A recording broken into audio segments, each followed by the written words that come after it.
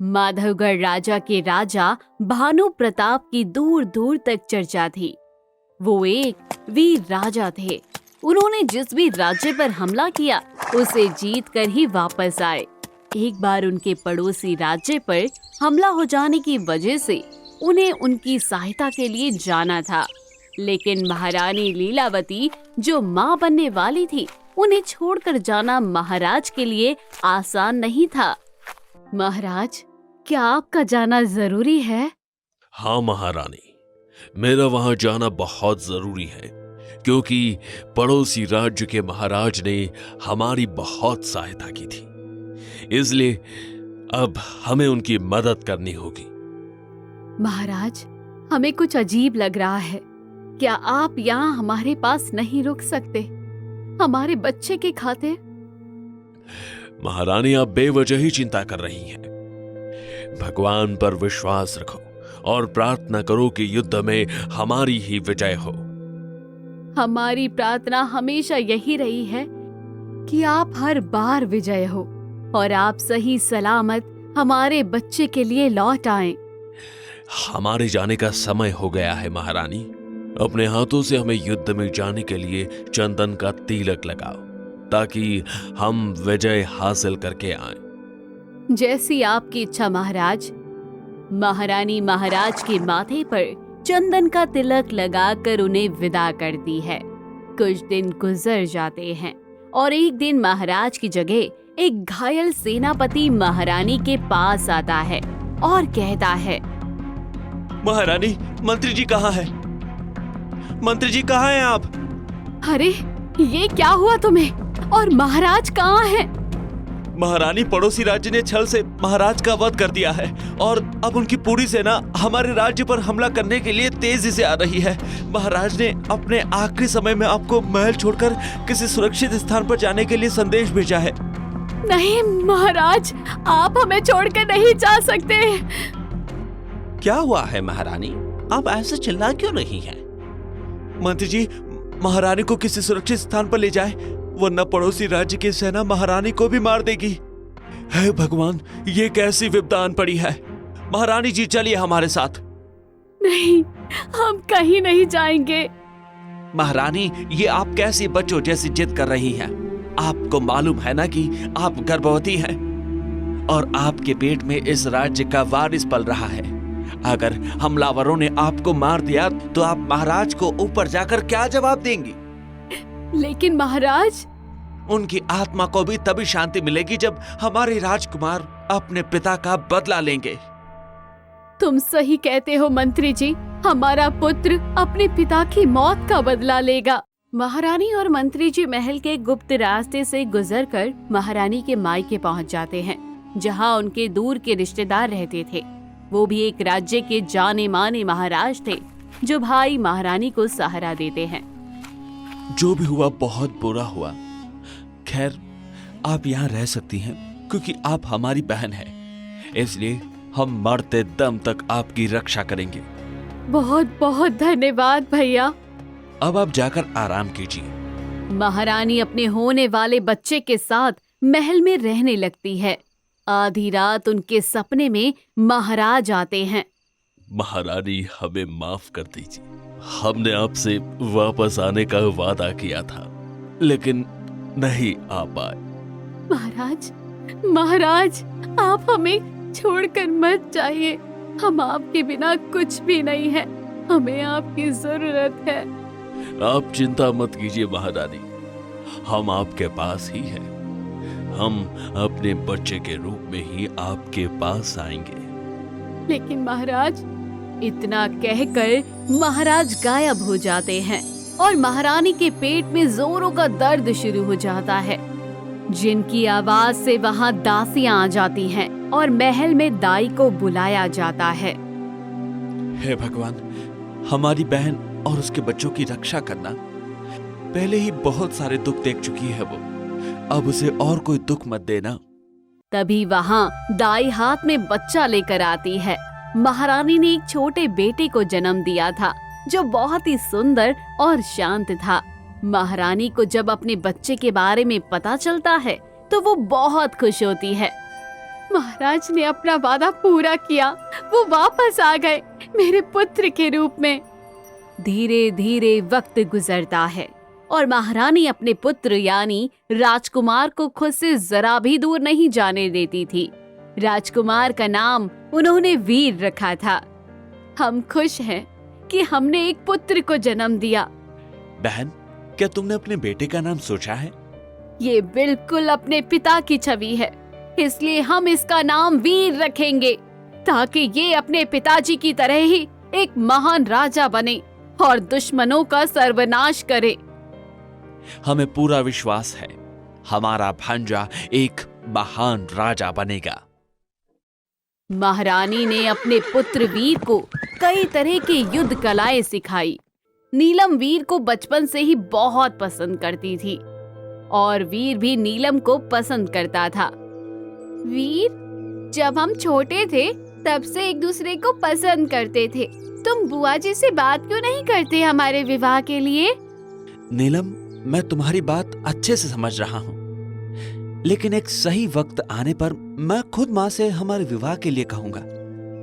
वीर, तुम जानते हो ना, मुझे सिर्फ तुमसे ही विवाह करना है। अगर हमारा विवाह नहीं हुआ तो मैं मर जाऊंगी। नहीं नीलम, ऐसा मत कहना। मैं सच कहूँ तो मेरे ऊपर एक बहुत बड़ी जिम्मेदारी है, जिसे निभाने से पहले मैं विवाह नहीं कर सकता। कैसी जिम्मेदारी, मुझे भी बताओ।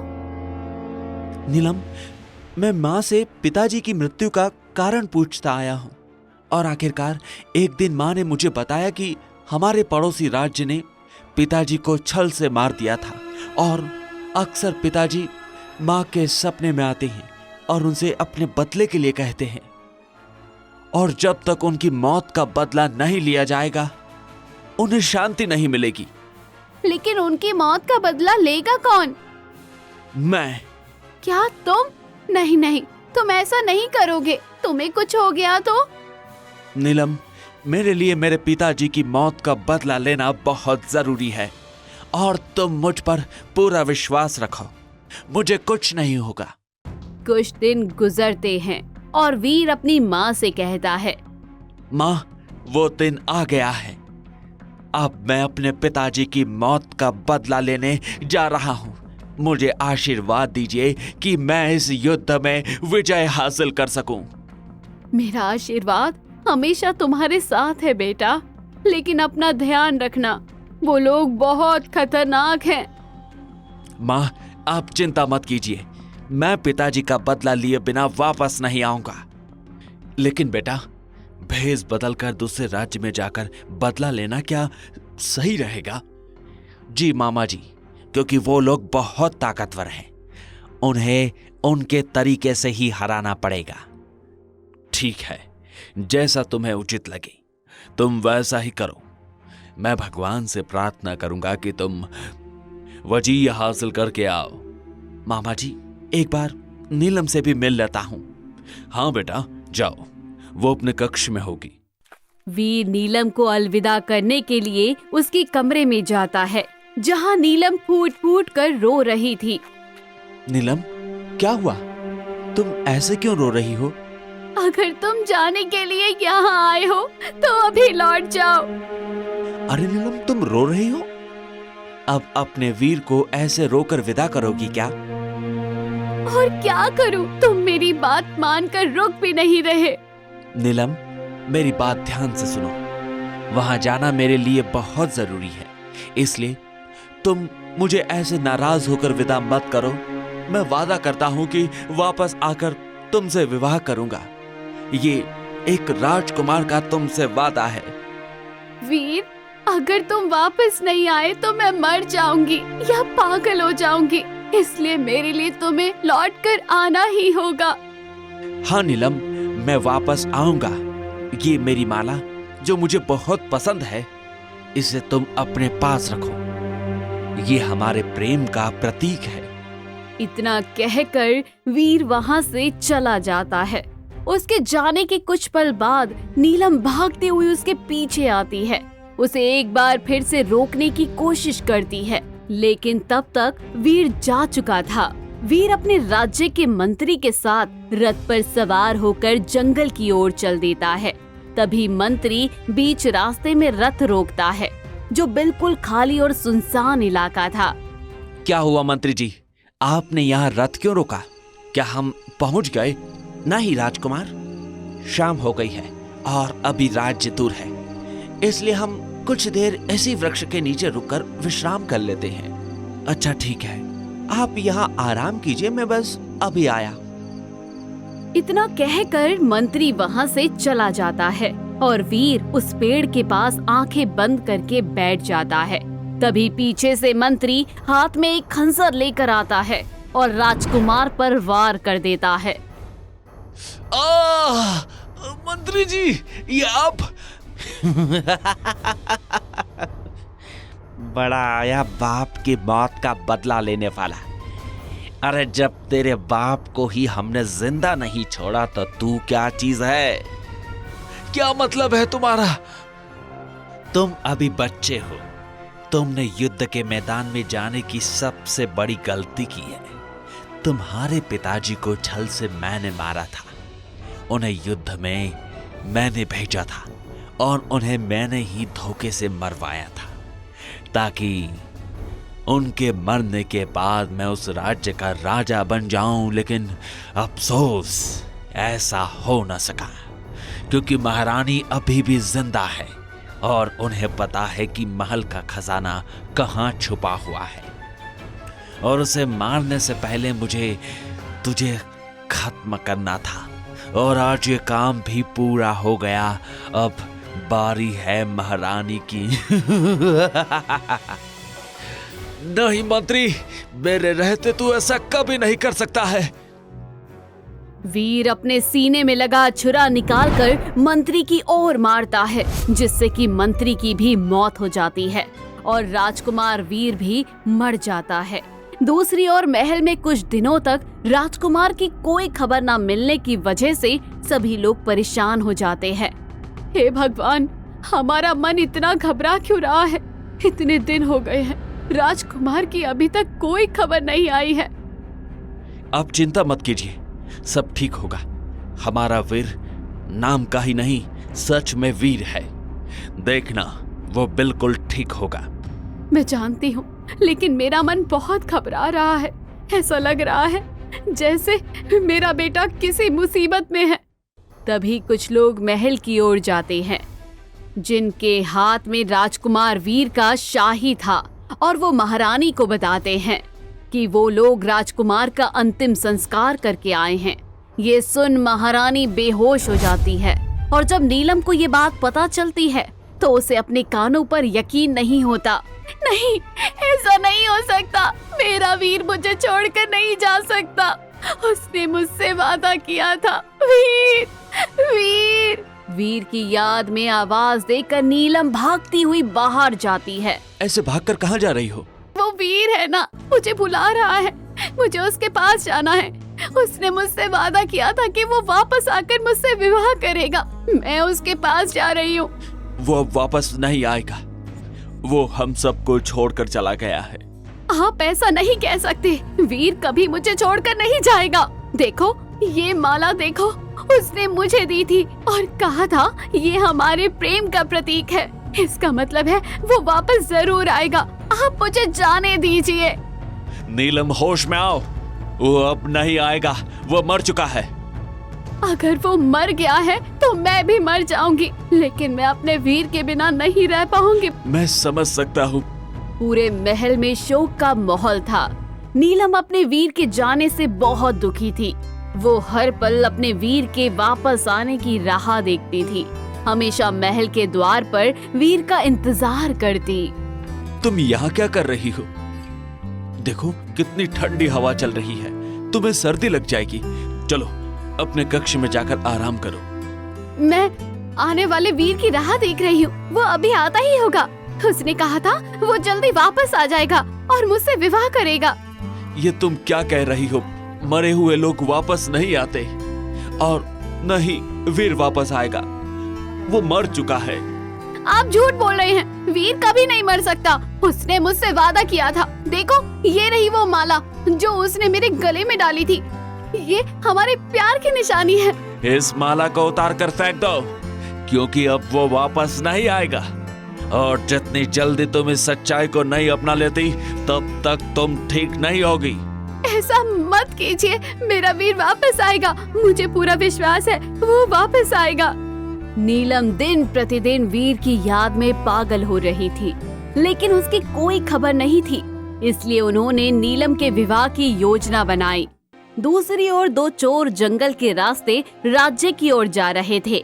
रात होने की वजह से वो उस पेड़ के नीचे बैठ जाते हैं जहां वीर की हत्या हुई थी। आज बहुत थक गए हैं चलते चलते। ऐसा करते हैं, आज यहाँ इस पेड़ के नीचे आराम करते हैं और सुबह राज्य की ओर चलेंगे। हाँ भाई, तुम सही कह रहे हो। बहुत थक गए हैं चलते चलते। आज आराम करके कल सुबह चलेंगे। सबसे पहले महल में हाथ साफ करेंगे। भाई, मुझे थोड़ी प्यास लगी है, मैं पानी पी कर आता हूँ। मेरे लिए भी लेकर आना। राजू को पेड़ के पास एक कुआं नजर आता है।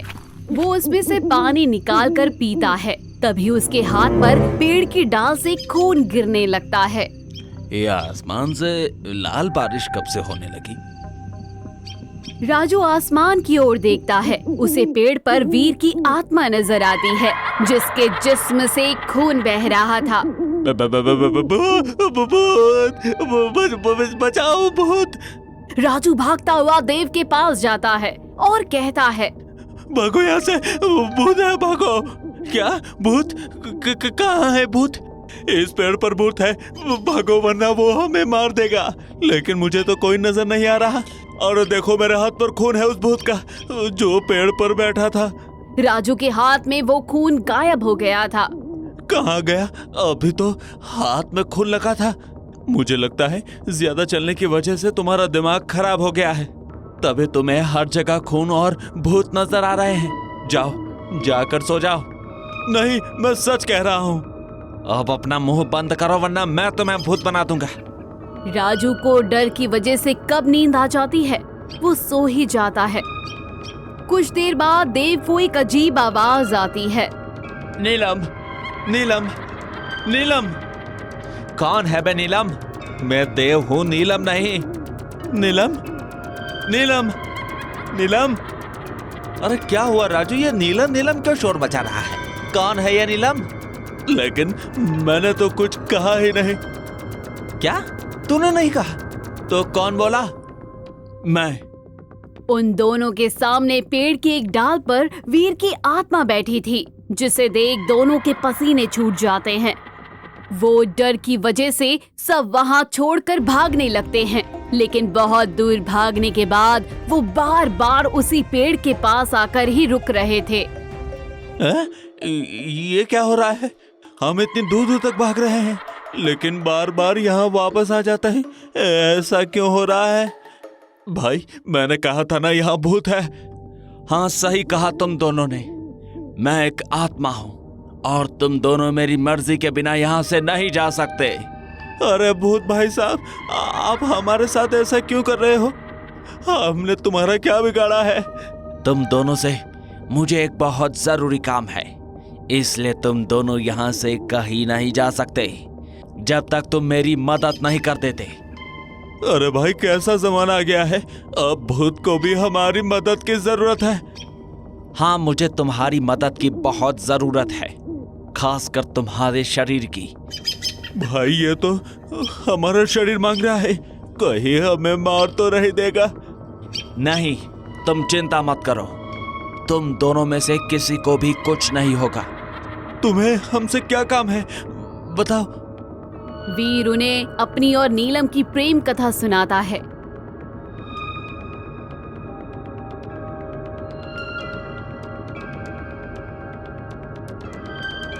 और नीलम से किए हुए उस आखिरी वादे के बारे में भी उन्हें बताता है, और कैसे उसकी मृत्यु हुई ये सब जानने के बाद दोनों चोरों की आंखों में आंसू बहने लग जाते हैं।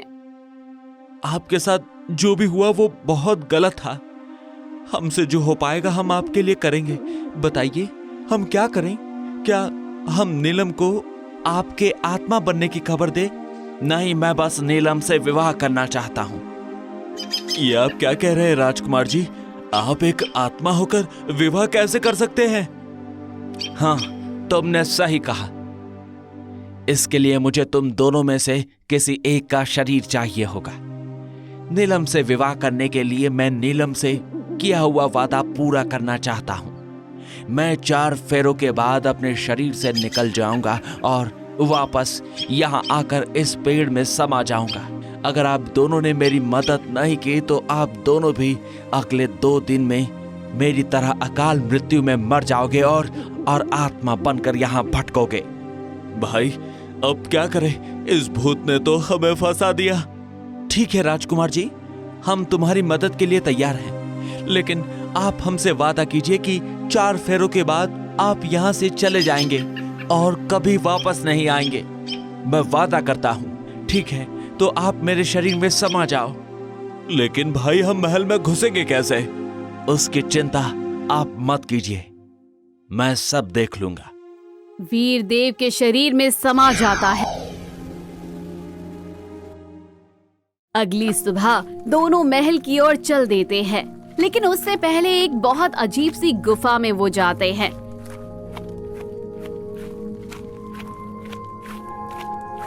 जहां बहुत सारा खजाना था और कुछ राजा महाराजा के वस्त्र थे। राजकुमार जी, ये इतना सारा खजाना किसका है? ये हमारे राज्य का गुप्त खजाना है, जिसके बारे में सिर्फ हमें और हमारी माँ को मालूम है, और यहाँ सिर्फ हम दोनों ही आ जा सकते हैं। इसलिए यहाँ से चोरी करने की सोचना भी मत, क्योंकि ये द्वार सिर्फ हमारी और हमारी माँ की आवाज से खुलते हैं। हमारा काम हो जाने के बाद हम तुम्हें कुछ इनाम जरूर देंगे।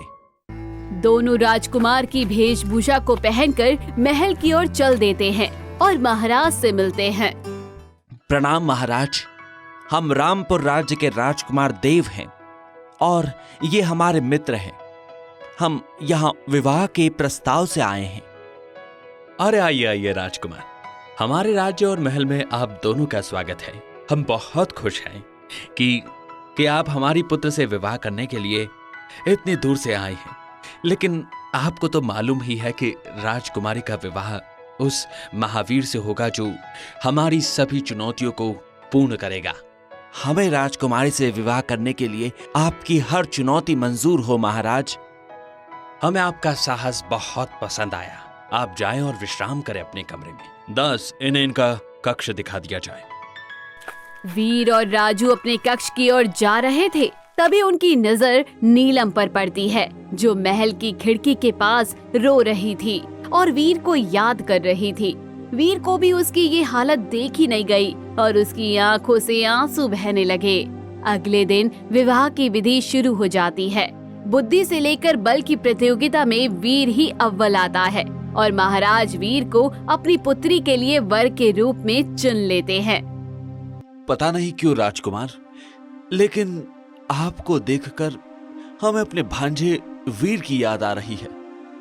वो भी बुद्धि और बल में बिल्कुल आपकी तरह था। आपकी हर एक बात उससे मिलती है, सिर्फ शरीर ही अलग है। तो आप यही सोच लीजिए कि मैं आपका भांजा ही हूं।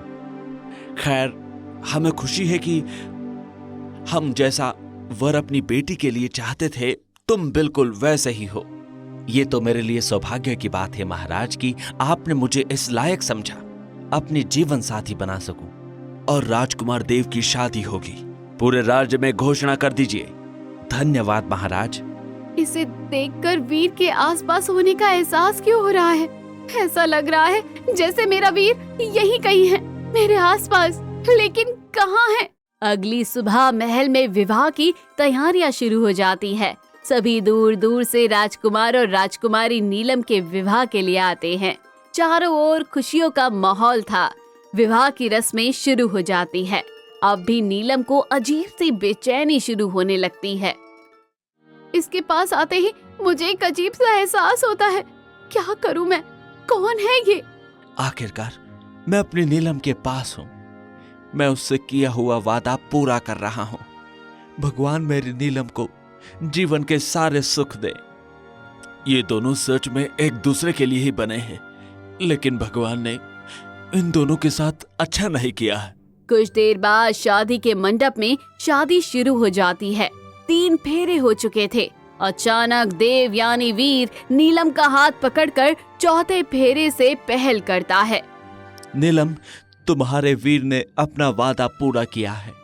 तुम अपनी जिंदगी में हमेशा खुश रहना। मैं हमेशा तुम्हारे साथ, तुम्हारे दिल में हूँ। अपनी जिंदगी एक नए सिरे से शुरू करना। ये सुन नीलम की आंखों से आंसू बहने लगते हैं। वो रुक जाती है। तभी वीर देव के शरीर से बाहर निकल जाता है और देव बेहोश हो जाता है। ये सब देख सब हैरान हो जाते हैं और राजू कहता है, उसने अपना वादा पूरा किया, वो चला गया। ये सब क्या हो रहा है? राजकुमार को क्या हुआ और कौन चला गया? राजू खुद को रोक नहीं पाता। वो सबको सच सच बता देता है। ये सब सुनकर सब हैरान हो जाते हैं। हे भगवान, ये मुझे क्या हो गया है? मेरा वीर मेरे पास ही था, मैं उसे पहचान न सकी। वो चला गया, मुझे उसके पास जाना चाहिए। ये तुम क्या कह रही हो पुत्री? वो चला गया, वो अब नहीं आएगा। उसने अपना वादा पूरा कर दिया। मुझे जाने दीजिए, मुझे उसके पास रहना है, उसके साथ रहना है, वरना मैं मर जाऊंगी। महाराज, उसे जाने दीजिए, उनका प्रेम अमर है। महाराज भी नहीं रोकते और नीलम भागते हुए दुल्हन के जोड़े में वीर के पास जहां उसकी मौत हुई थी वहां पहुंच जाती है और उसे आवाज लगाती है, वीर, वीर, कहाँ हो वीर, मेरे पास आओ। नीलम काफी आवाज लगाती है लेकिन वहां कोई नहीं आता। धीरे धीरे दिन ढलता है और रात होती है। नीलम पेड़ के पास ही अपना सर घुटनों पर रखकर रो रही होती है। तभी रात के अंधेरे में वीर उसके पास आता है। नीलम, वीर, मेरे वीर, तुम कहाँ चले गए थे मुझे छोड़कर? वीर, मेरी मजबूरी थी तुमसे दूर रहना, लेकिन देखो मैंने अपना वचन निभाया है। नहीं, तुमने वचन नहीं निभाया। तुम मुझे छोड़कर चले गए। तुम्हें मेरे साथ रहना है। ये तुम क्या कह रही हो नीलम? ये संभव नहीं है। तुम एक इंसान हो और मैं एक आत्मा। हम दोनों का कोई मिलन नहीं है। ठीक है, तो मैं भी अपने प्राण त्याग दूंगी। नहीं नीलम, तुम्हें मेरी सौगंध है, तुम ऐसा नहीं करोगी। फिर तुम मुझे अपने पास रहने दो। लेकिन यहाँ तुम कैसे रहोगी इस जंगल में? मैं सिर्फ रात के अंधेरे में ही बाहर आ सकता हूँ। मुझे मंजूर है, मैं पूरा दिन तुम्हारा यह इंतजार करूंगी। नीलम, एक बार और सोच लो। सोच लिया। मेरा प्रेम इतना कमजोर नहीं। मैं तुमसे एक पल की भी दूरी नहीं सह सकती। वीर नीलम को मना नहीं पाता और उसे गले से लगा लेता है, जिसके बाद वो अपने जादू से एक बड़ा सा महल बनाता है। ये एक जादुई महल था जो एक रात तक रहता था और सुबह होते ही वीर के साथ गायब हो जाता था। नीलम वीर के साथ हर पल गुजारना चाहती थी, इसलिए वो दिन भर उसके आने का इंतजार करती और रात में महल और वीर के वापस आने के बाद वो सुकून से अपना जीवन व्यतीत करते। हेलो दोस्तों, आप सभी हमारी कहानियों को देखते तो हैं, लेकिन हमारी वीडियो को लाइक और चैनल को सब्सक्राइब नहीं करते और ना ही कोई कमेंट करते हैं। अब से जो भी व्यूअर हमारी वीडियो पर कमेंट में अपना नाम लिखेगा, हम उसके नाम से उसका किरदार बनाकर अपनी वीडियो में दिखाएंगे। तो देर किस बात की, जल्दी से कर दीजिए अपना नाम हमारे कमेंट बॉक्स में।